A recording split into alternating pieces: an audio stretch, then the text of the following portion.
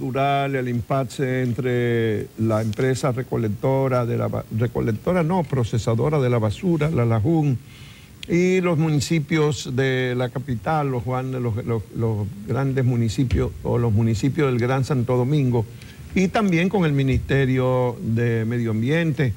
Lo cierto es que desde que comenzó el año estamos en la misma discusión y ese es uno de los temas que no logra salir de la agenda, porque da tanta brega en el país encontrar soluciones a los problemas graves que tenemos. Y ese es un problema grave. Aquí fácilmente encontramos solución para cualquier tontería, pero para los problemas fundamentales no podemos llegar hasta ahí, es demasiado. Lo cierto es que se había dado un plazo hasta el 19 de agosto. El alcalde de Santo Domingo Norte le había dado un plazo y dijo que los días de la Jun estaban contados. Y el 19 de agosto parece que ya pasó. Y ahora pues encontramos que ha subido de tono el discurso entre el ministro de Medio Ambiente y la Lajún.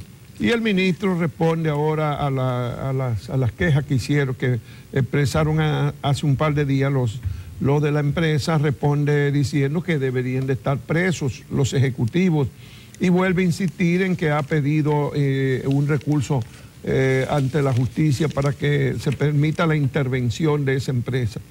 Mucha gente no entiende para nada qué es lo que rodea a esa empresa, no, porque pero si se dice que incluso los terrenos en que opera no son de su propiedad y son usufructuados ilegalmente, no se entiende entonces que las autoridades no puedan proceder contra ellos, porque ese es un déficit fundamental. De todas maneras, ahí sigue dando vuelta. Cuando vemos las noticias de cada día, decimos, y la Jun, ahí está, sí, la Jun sigue pendiente. Desde enero hubo una pausa que duró como entre mayo y junio, pero sí, ya el mes de julio volvió a coger velocidad y llevamos ya casi finalizando agosto y seguimos en esa misma discusión. Pero bueno, esas son de las discusiones interminables. También seguimos discutiendo lo de las leyes, las reformas electorales. El presidente de la Junta Central Electoral aboga por un pacto entre los partidos. Pero eso es lo que se ha dado ya muchísimas veces sobre esa ley. Pactos ha habido entre los partidos. Desde la primera versión que se hizo de la ley de partidos, allá en el año 1999, e incluso cuando los primeros compromisos de que había que hacer muchas de esas reformas, se hicieron en el marco de un proyecto que desarrolló, incluso con financiamiento internacional, la Fundación Siglo XXI. Y de ahí salieron acuerdos que firmaron casi todos los partidos. Se puede exonerar al Partido Reformista, que aunque participó en el proceso de consenso, Balaguer al final no lo firmó, no autorizó que firmaran, pero estuvo de acuerdo. Y después en el 99, cuando se elaboró el primer proyecto de ley de partido, fue de consenso entre los partidos, se pusieron de acuerdo. Y después en el 2001, cuando el Consejo Nacional de la Reforma del Estado volvió a hacer otro proyecto, introdujo modificaciones y volvió a hacer un consenso, también hubo consenso y firmado entre los partidos, y así por el estilo. Después vino el pacto de las corbatas azules, que anunció también eso. Después vino en la campaña electoral pasada, se reunieron, en la antepasada fue, en la del 2012, en la Universidad Madre y Maestra, y firmaron un pacto, entre ellos el presidente Danilo Medina, para hacer esas reformas electorales y específicamente la ley de partidos. Y así por el estilo. O sea que pacto no es lo que ha faltado. Lo que ha faltado es voluntad política. Y esa comienza por el presidente de la República, que es quien debería encabezar el esfuerzo por dotar al país de una reforma política importante, fundamental. Y los presidentes en toda parte del mundo tienen la iniciativa. Aquí hemos estado abogando hace tiempo porque el presidente Medina asuma ese liderazgo y convoque a los líderes de los otros partidos y él se ponga al frente de la búsqueda de esa reforma al sistema político, consciente de la necesidad que hay de salvar del deterioro y del derrotero en que se encuentran los partidos, la institucionalidad democrática en la República Dominicana. Pero por alguna razón el presidente Medina prefiere guardar silencio y que siga eternamente la discusión, aunque sí, ahora haya un presidente en la Junta Central Electoral que tenga más interés aparentemente en que se supere esa etapa. Sí, parecería que esa es una política que da resultado, no solamente con el tema de la ley, de la cacareada, llevada y traída ley de partidos, sino también en otros temas nacionales, como por ejemplo el que tú acabas de mencionar, el de la JUN. Nos explica, por ejemplo, que un ex procurador general de la República, que conoce muy bien las leyes, que conoce muy bien cómo funciona el sistema judicial en República Dominicana, haya depositado una querella en contra de los principales ejecutivos de la JUN, que hay que recordar que son las siglas o el nombre de la empresa que se encarga de procesar los desechos sólidos que se depositan, que se recogen en el Gran Santo Domingo, o la Mancomunidad de Santo Domingo, formado por diferentes ayuntamientos, y que ese Ministerio Público todavía ya estamos, hoy, ¿cómo es que estamos hoy? Hoy es 23, señores, 23 de agosto, y esa querella fue depositada el 2 de agosto. Entonces, no se explica qué mano invisible es la que detiene aquí en República Dominicana procesos judiciales y diferentes procesos como ese que tú acabas de mencionar, el de la ley de partidos políticos. En el caso de la ley de partidos políticos, hay que recordar que ahora que la oposición clama por esa ley de partidos, una ley ausencia de la cual ella misma ha sido víctima, pero cuando tuvieron oportunidad, porque controlaban el Congreso de la Nación, no lo hicieron. Parece que el consenso entre los partidos políticos, por más, como decimos aquí los dominicanos, por más allante que hagan, pero parece ser que lo que prima por lo bajo es el inconfesable públicamente creencia de que a ellos lo que les conviene, en resumidas cuentas, es tener todo esto al garete para hacer y deshacer, para cada uno hacer lo que le da la gana. Claro, los que están en el poder se sirven con la cuchara grande, sí, porque son los beneficiarios, sí, exactamente, pero los chiquitos también en alguna medida, la oposición en alguna medida también se beneficia porque, por ejemplo, le entregan recursos y en resumidas cuentas, aunque hay algunos que hay que decir que entregan al detalle qué hicieron, cómo dispusieron de esos recursos, pero no acontece así con todos. Bueno, hay que decir que una vez, 2 veces se aprobó leyes de partido en la Cámara de Diputados, una bajo el liderazgo cuando el PRD controlaba el Congreso, y después hubo un aspecto que fue declarado inconstitucional, que fue el referente a la obligatoriedad de hacer las convenciones internas con el padrón universal al mismo tiempo y organizadas por la Junta Central Electoral. Hay algunos sectores que insisten en eso todavía hoy. Pero bueno, se aprobó una vez un proyecto de ley de partido que más o menos. Y después también hace 3 años en el gobierno ahora bajo el liderazgo de los PLDistas en la Cámara también se aprobó un proyecto de ley, pero este fue tan deficiente que era tan evasor de todos los reclamos de reglamentación que se han discutido durante 25 años, que la mayor parte de la opinión pública, incluyendo los editoriales de los periódicos, rechazaron esa burla y ellos se llevaron su proyecto y no insistieron en llevarlo al Senado ni aprobarlo allí, lo dejaron morir. O sea que ha habido algún intento siempre, pero ahora se ha avanzado más que nunca, sí, porque ha habido parece que un poco más de, tal vez presionado por el clamor nacional que reclama mayor control de la corrupción y fin de la impunidad. Tal vez piensa uno que algún esfuerzo que se está haciendo debe obedecer a la advertencia de que hay señales de humo en el panorama nacional, de que algo se está quemando, y de lo que se está quemando claramente es el sistema, la confianza en el sistema político dominicano. Y eso pues obliga a buscar remedios. Ha habido algún interés, pero los partidos siguen sin ponerse de acuerdo en algunos aspectos fundamentales, y en otros insisten en burla. Por ejemplo, ya hemos dicho que es una burla establecer el 1% como tope de gasto de contribuciones individuales en las campañas electorales, porque una contribución individual del 1% de lo que más reciba alguno de los partidos, en la última ocasión, cuando los partidos grandes recibieron 429 millones de pesos, hubiera significado que cada individuo podía aportar 4 millones de pesos. Y eso no es un tope, aquí ni en ninguna parte, porque si en Estados Unidos dicen que el tope de contribuciones individuales es $10,000, serían apenas 470,000 pesos. Y nosotros lo ponemos de 4 millones, o sea, casi 10 veces lo que es en una nación multimillonaria, multirrica, la más rica del mundo, que es Estados Unidos. O sea, que siguen burlándose cuando vienen y le dicen a uno, no, ya establecimos un tope, el 1% es el máximo que se podrá donar. ¿Y qué tope es ese?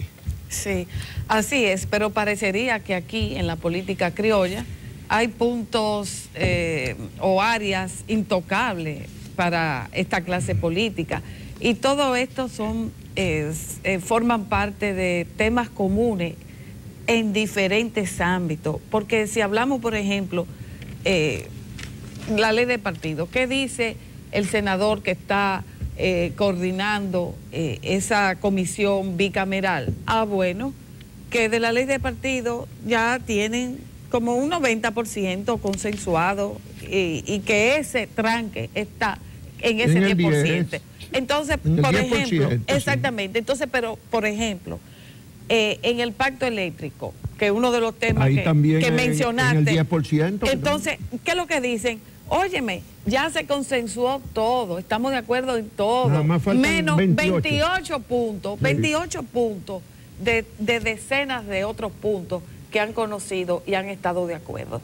Pero en esos 28 puntos parece que estriba, como se dice aquí, es donde se bate el cobre, ¿verdad? Ahí no hay un tranque, no hay acuerdo.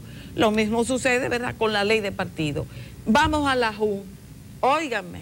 No, pero antes de pero que son los puntos como un hilo conductor que parece ser que en este país impide decisiones de tipo político para que las cosas se hagan, para que salgamos del lodo que mantiene atascada a tantos temas relevantes de la vida nacional. Pero tú decías en torno al pacto de electricidad o a la ley de partido.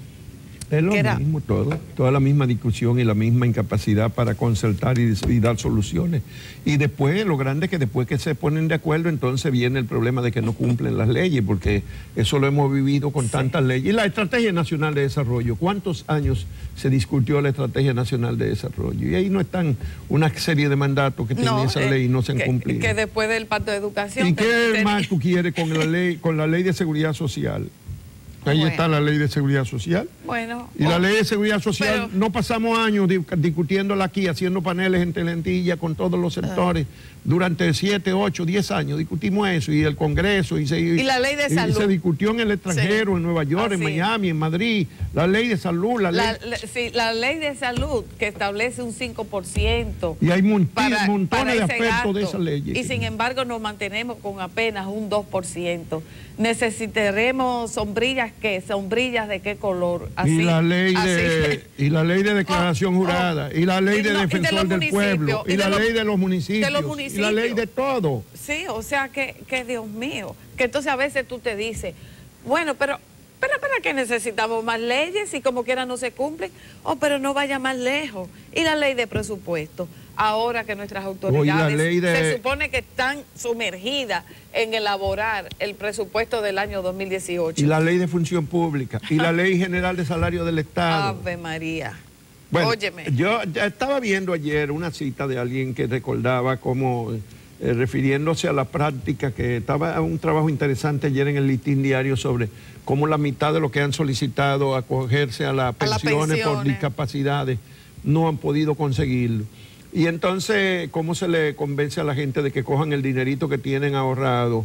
Y entonces cogen 400, 500 mil pesos, pero abandonan todos sus derechos, incluyendo un acápite del artículo 29 de la ley que establece creo que el 29, que establece que el Estado tendría que suplir en aquellos casos que no le alcance a las personas para tener una pensión. Y eso está como los apagones. Y yo dije, ay, pero sí, esto está en la ley, ¿verdad? Pero nadie se acuerda de eso. Eso es como los apagones. Mira los apagones, que la ley establece que no tienen que pagar por apagones. Y ahí está gente discutiendo eso en el pacto, que si no se va. Pero eso está en una ley. Sí, exacto. En la Ley General de Electricidad. E incluso aquí Hipólito Mejía llegó, siendo presidente, a anunciar que a partir de tal fecha era tanto lo que según él había progresado el país en electricidad, que a partir de tal fecha anunció, creo que a partir del 2003 se iban a pagar, a terminar los apagones, y que entonces todo el que sufriera un apagón se le iba a pagar, como decía la ley. Espérenlo. La ley. Bueno, el presidente de la Junta tiene que ir más directo al presidente de la República, pero eso es muy difícil, pedirle en este país a ningún funcionario que apele al presidente para cosas así. Sobre todo cuando se advierte que el presidente no tiene voluntad de intervenir en esas cosas. Que para el presidente no es importante ninguna reforma electoral, ni política, ni económica en el Congreso, porque no tiene iniciativa. Dicen que no tiene iniciativa porque es el presidencialismo aquí es tirar la piedra y esconder la mano, y entonces dice que bueno, eso es función del Congreso. ¿Y en qué país del mundo los presidentes no participan de las grandes reformas, no liderean esas grandes reformas? Y creíamos que ahora que el presidente Danilo Medina está en el último tramo de su gobierno y el último periodo de su gobierno, creíamos que iba a ser más libre, que no se iba a sentir que era trabajar en contra de sí mismo, porque si él no va a ser candidato más, con más razón, entonces debería auspiciar, dejar como legado al país una reforma política que implique la posibilidad de que las elecciones y los procesos democráticos se fortalezcan. Pero bueno, tal vez alguna gente... Él está como Hanley, el personaje aquel de Shakespeare. Sí, por ahí anda ya una canción de Quinito Méndez, Danilo 2020 y todas esas cosas, y hemos visto algunas cosas por ahí. Pero hay mucha gente que alegremente habla de eso y no quiere ni siquiera leer lo que dice la Constitución, tal vez porque entienden que es un simple pedazo de papel y que en definitiva, como me dijo alguien, si la reforma del 2015 no tuvo costo político, a pesar de que hubo que comprar la mitad del Congreso, ¿por qué va a tener costo político ahora cuando no hay tanta oposición en el Congreso, cuando el presidente parece que lidera una gran parte de los legisladores de su partido, cosa que no ocurría para la reforma constitucional del 15, que primero hubo que convencer, entre comillas, a los de Leonel Fernández y los del PRD de Miguel Vargas, que fueron los convencidos. Bueno, hay que volver a decir que el artículo 124 de la Constitución del 2015, hay que tener en cuenta que muchos ejemplares, incluso yo buscaba en la red, y la Constitución del 2010 todavía predomina en la red, y esa no establece lo que establece la del 2015. En esa materia, la única diferencia fueron esas. Sí, porque fue el único artículo que se modificó. Bueno, el actual artículo, porque también hay mucha gente que ya no se acuerda qué es lo que hay, porque como se ha modificado 4 o 5 veces en los últimos 20 años, nadie sabe qué es lo que hay. Bueno, ese dice, el artículo 124, el Poder Ejecutivo lo ejerce el presidente o la presidenta de la República, quien será elegido o elegida cada 4 años por voto directo. El presidente o la presidenta de la República podrá optar por un segundo periodo constitucional consecutivo y no podrá postularse jamás al mismo cargo ni a la vicepresidencia de la República.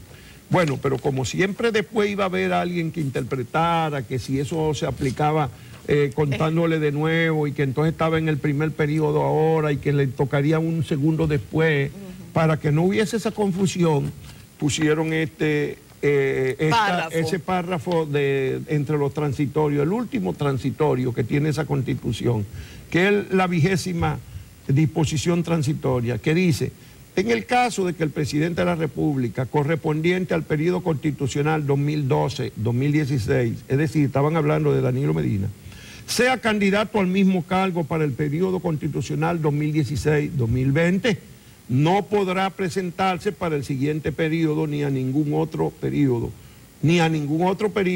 así como tampoco a la vicepresidencia de la República. Eso es lo que dice la Constitución vigente. Bueno, algunos piensan que se puede modificar tan simple Y es verdad, se ha modificado muchas veces, pero uno entonces le recuerda que Leonel fracasó en ese intento, a pesar de los 2 millones de votos en carretillas que le entregaron ahí en el Palacio de los Deportes, en un acto en el año 2011. Sí, nos acordamos con Freddy Pérez, el ingeniero. Los ingenieros constitucionalistas rastrearon el país durante meses, pueblo por pueblo, haciendo manifestaciones y gastando mucho dinero público para buscar esas carretillas de votos. Y a pesar de eso, al final el presidente Fernández no pudo, porque el país entero le dijo: ¡concho! Pero el año pasado se modificó la Constitución para hacer posible que usted pudiera candidato una vez más.